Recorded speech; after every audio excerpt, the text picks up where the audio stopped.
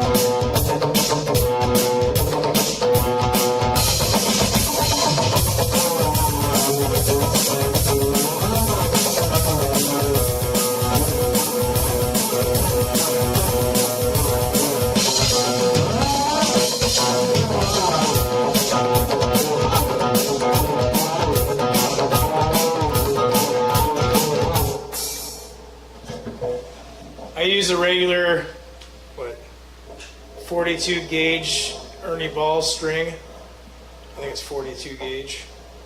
I can tune it to, whatever a 42 can tune to. I've actually broke a few tuners trying to get that 42 string a little high pitch. Bing! Pop that sucker and done with a diddly bow. But anyway, yeah, I use a 42 mainly, which I think is, what's a 42, Jeff? Is that an E string? G string? No, it'd be E. What about a G string? Be the top string, so E, right? The first? Top string is usually like 56. D, it'd be a D string. Well, you're probably playing some Or pretty... A string, right? E, D, E. Whatever, it's a 42 gauge Ernie Ball string.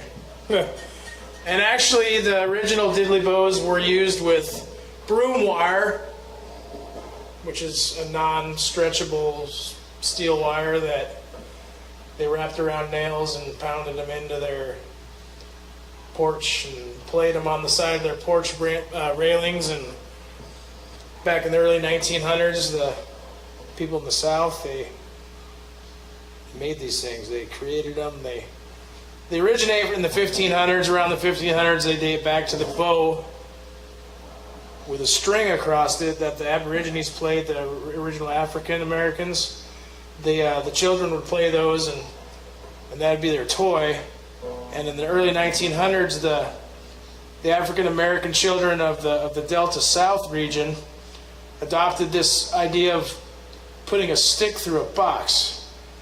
And back in the day, they made cigar boxes thinner, so they were capable of doing that with a cigar box, which was a perfect box of choice for this instrument. The only reason the kids made them is because the kids were poor in the early 1900s. They couldn't afford real guitars, so their parents made them make their own guitars to make their own music. And if you look online, you can find a lot of more information of the diddly bow, either by Google or YouTube. There's tons of video, more video than I thought there'd be. And yeah, I'd be glad to move this on. I've been trying to move it on. That's why I'm here. I'm trying to get this idea, because the whole concept of me being here actually isn't to showcase me personally playing this instrument. Is to show everybody in the world you don't need to go out and buy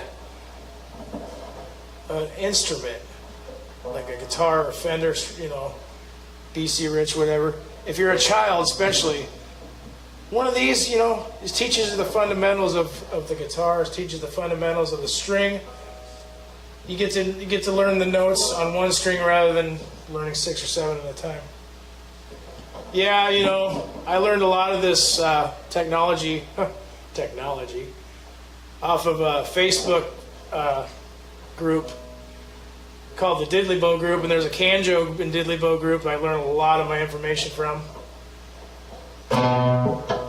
All it is a stick in a box. You can make these acoustic. I make them acoustic and electric. Acoustic are fun. You can bring them and play at a campfire meeting. I would love to learn the traditional blues on this thing. and play some like Muddy Waters type stuff, but that too also gets kind of monotonous.